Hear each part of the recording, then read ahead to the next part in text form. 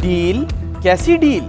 तवील जद्दोजहद की, क्या हम पागल हैं डील कर लें? मरियम नवाज ने डील की खबरों की सख्ती से तरदीद कर दी। कहती हैं इलेक्शन कमीशन के अमले को अगवा करके भी आप हार जाते हैं। अवाम और उनके मुंतखब नुमाइंदों के रास्ते में ना आए। अगर आज़ाद कश्मीर में शफाफ और गैर जानिबदार इंतखाबात हुए तो नून लीग क्लीन स्वीप करेगी। हमारी जमात में कोई इख्तलाफ नहीं, जबकि PTI में सब गुत्थम गुत्था हैं। नवाज शरीफ ने आज़ाद कश्मीर के इलेक्शन की जिम्मेदारी मुझे सौंपी है। मैं इलेक्शन तैयारियों में मसरूफ़ हूँ। सवात ने PDM के जलसे में मेरी जानिब से नुमाइंदगी शहबाज शरीफ ने की। जहाँ शहबाज हो वहाँ हमारी ज़रूरत नहीं होती। इमरान हुकूमत कब जाएगी इसका इल्म नहीं, लेकिन जब जाएगी तो दोबारा कभी वापस नहीं आएगी। वक्त आने पर इनका हिसाब किताब भी होगा।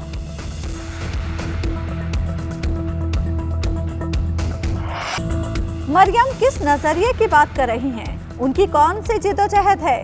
उनकी अपनी कोई हैसियत और औकात नहीं। फवाद चौधरी की मरियम नवाज पर कड़ी तनकीद। कहा तमाम सियासी जमातें विजन रखती हैं, आपने लूट मार की। नून लीग की जिद्दोजहद कोई मानी नहीं रखती। बताएं नवाज शरीफ किस नजरिए पर जरदारी के साथ मिल बैठे? जरदारी भी बताएं किस नजरिए की बुनियाद पर मौलाना फजलुर रहमान के साथ मिल गए। आज़ाद कश्मीर इलेक्शन में तो नून लीग के पास उम्मीदवार ही पूरे नहीं। तहकीकाती इदारों ने भारत की दहशतगर्दी बेनकाब की। कुलभूषण के बाद दूसरा बड़ा नेटवर्क पकड़ा गया। नाराज बलोचों से मुज़ाकरात पर काम शुरू हो गया।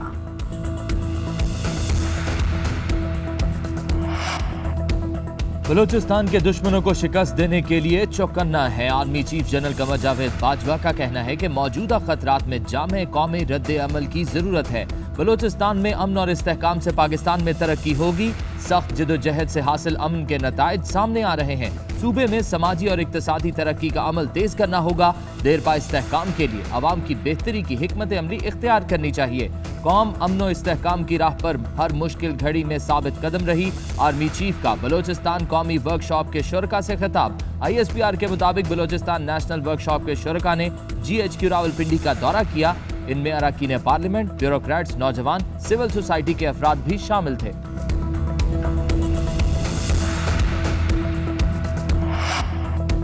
आइंदा किसी निजी तकरीब में प्रोटोकॉल और सिक्योरिटी के साथ नहीं जाऊंगा, वजीर आजम का ऐलान। कहते हैं हमारा मकसद है अवाम के टैक्स का पैसा बचाएं और उन्हें किसी तकलीफ में मुब्तला न होने दें। PTI के वज़राए आला, गवर्नर्स और वज़रा की सिक्योरिटी और प्रोटोकॉल पर भी नजरसानी कर रहा हूँ।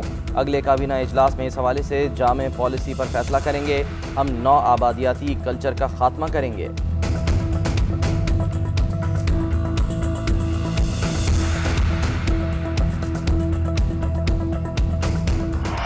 आसिफ जरदारी की गैर मौजूदगी में जमानत देने की इस्तदा मुस्तरद। जमानत कबल अज गिरफ्तारी के लिए मुल्जिम की हाजिरी जरूरी है। Chief justice Islamabad high court ने रिमार्क्स दिए। मुल्जिम की अदम मौजूदगी में जमानत की मिसाल न बन जाए, इसलिए ऐसा नहीं कर रहे। फारूक एच नाइक ने कहा आसिफ जरदारी को कल एयर एम्बुलेंस के जरिए अदालत में पेश कर देंगे। अदालत ने केस की समाअत कल तक के लिए मुलतवी कर दी।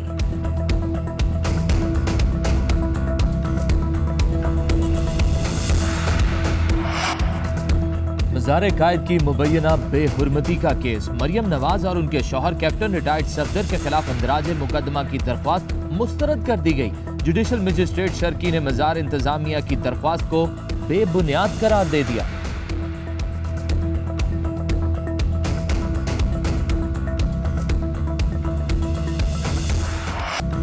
कोरोना का फिर क्रिकेट पर बड़ा वार। पाकिस्तान के खिलाफ सीरीज के लिए तैयार बैठी इंग्लिश टीम पर वायरस का हमला। कोरोना से मुतासिर होने वालों में 3 खिलाड़ी और 4 ऑफिशियल्स शामिल। कोरोना मुस्बत आने वाले क्वारंटीना करेंगे। बाकी अरकान को भी आइसोलेशन में भेज दिया गया। इंग्लैंड ने पाकिस्तान के खिलाफ सीरीज के लिए नए स्क्वाड का ऐलान कर दिया।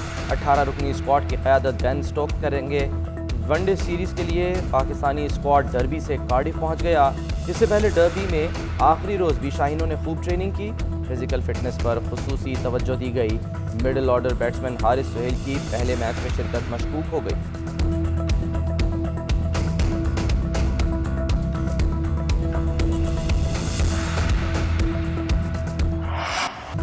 कोरोना फिर जाल बिछाने लगा। कराची में कोरोना के मुस्बत केसेस की शरह 10% से जायद।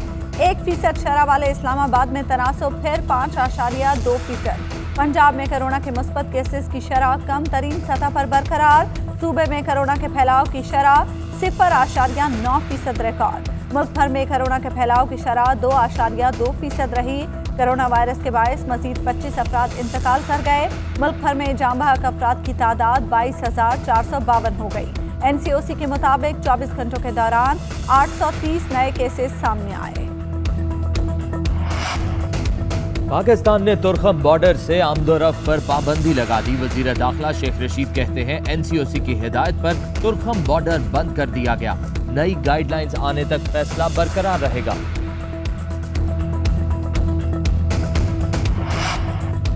दिन दिहाड़े आने वाला अमेरिका रात के अंधेरे में सामान लेकर चलता बना। अमेरिका ने बगराम अड्डा रात गए बगैर बताए खाली किया। अफगान कमांडर का इंकशाफ, कहा अमेरिकी फौज के जाने का इल्म 2 घंटे बाद हुआ। अमेरिकी फौज के जाने के बाद बड़े पैमाने पर लूटमार हुई। बचा खुचा सामान लोग ले गए। अमेरिकी फौज पहले बता देती तो लूटमार से बचा जा सकता था।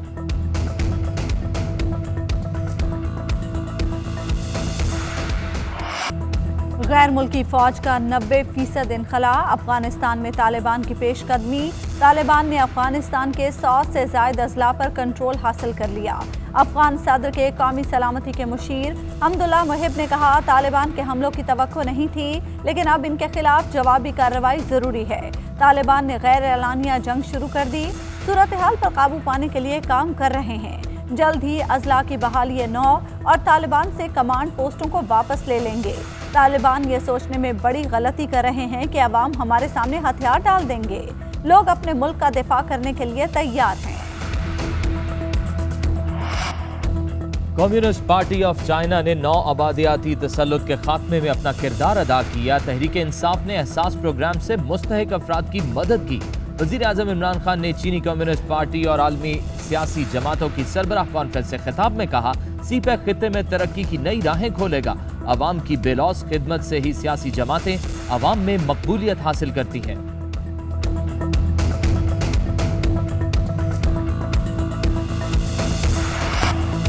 पानी के मामले पर विफाक के बाद बलूचिस्तान की भी सिंध से लड़ाई। तर्जुमान बलूचिस्तान हुकूमत लियाकत शाहवानी का सिंध पर बलूचिस्तान का पानी रोकने का इल्ज़ाम।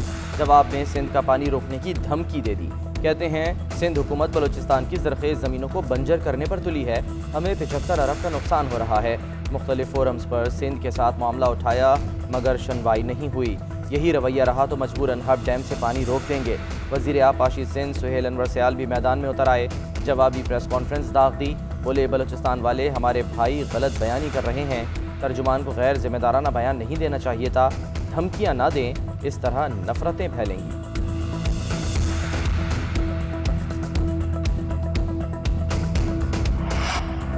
सिंध में नकले आम का दूसरा रोज। कई सेंटर्स में काम के मेहमानों ने बूटी से पर्चे कॉपी पेस्ट किए। इंतजामिया का फुल प्रोटोकॉल। कराची में 38 कंट्रोल अफसर वक्त पर इम्तिहानी मराकज ही न पहुंचे। नवाब शाह लाड़काना समेत मुख्तलिफ शहरों में रियाजी का पर्चा वक्त से पहले ही आउट। हलशुदा पर्चा व्हाट्सएप पर गर्दिश करता रहा। मैट्रिक इम्तिहानात में बद इंतजामी बोर्ड को बदनाम करने की साजिश करार। 38 सेंटर कंट्रोल अफसरान को जिम्मेदार ठहरा दिया गया। चेयरमैन मैट्रिक बोर्ड के मुताबिक जनरल ग्रुप में चंद सेंटर्स पर दोबारा इम्तिहान लिया जाएगा। कुछ तलबा इम्तिहान मुलतवी कराने के लिए सरापा एहतजाज हैं। तलबा सुन ले, इम्तिहानात हर हाल में 10 जुलाई से शुरू होंगे।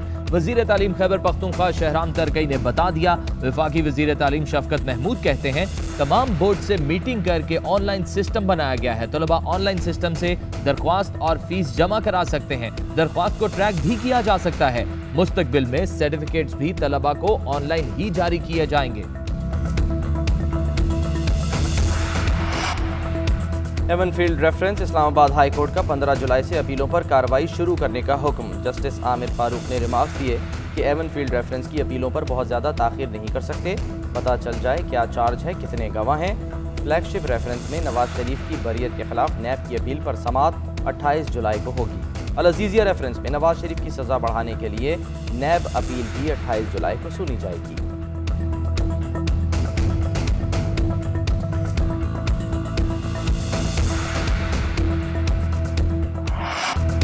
नैब चला लें या मुल्क, दोनों साथ नहीं चल सकते। जितना नुकसान नैब ने मुल्क को पहुंचाया उतना किसी और ने नहीं पहुंचाया। हजारों अरब के स्कैंडल्स पर नैब खामोश बैठा है। शाहिद खाकान अब्बासी कहते हैं, मेरी बात सियाको सबाक से हटाकर और असल बातें काट कर बताई गईं। मैं शहबाज शरीफ और राना तनवीर से भी माजरत कर चुका हूँ। पाकिस्तान का मसला ही वोट को इज्जत ना देने और इलेक्शन चोरी होने से पैदा हुआ।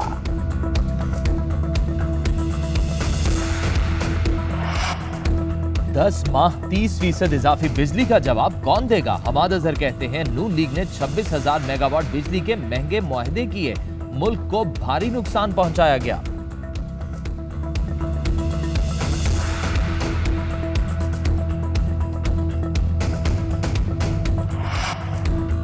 सरकारी मुलाजमीन के लिए अच्छी खबर, वजीर आजम की रवा माह की तनख्वाहें ईद से पहले जारी करने की हिदायत।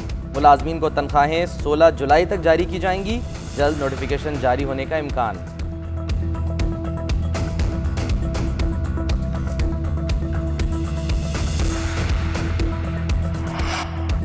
क्वेटा के इलाके हजारगंजी में सीटीडी की कार्रवाई, फायरिंग के तबादले में 5 दहशतगर्द हलाक, मारे जाने वाले दहशतगर्दों से असलहा और गोला बारूद बरामद। तर्जुमान सीटीडी के मुताबिक मुबैना दहशतगर्द हसास तनसीबात को निशाना बनाना चाहते थे।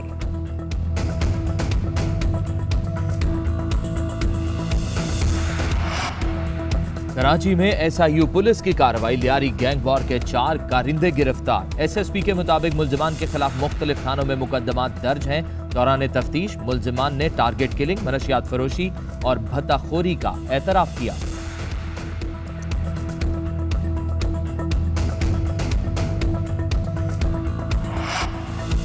पेशावर में 3 साल बाद इंटरनेशनल बॉक्सिंग मुकाबलों का इनेकाद। मुकाबलों में पाकिस्तान के 15 और अफगानिस्तान के 5 इंटरनेशनल खिलाड़ी शामिल।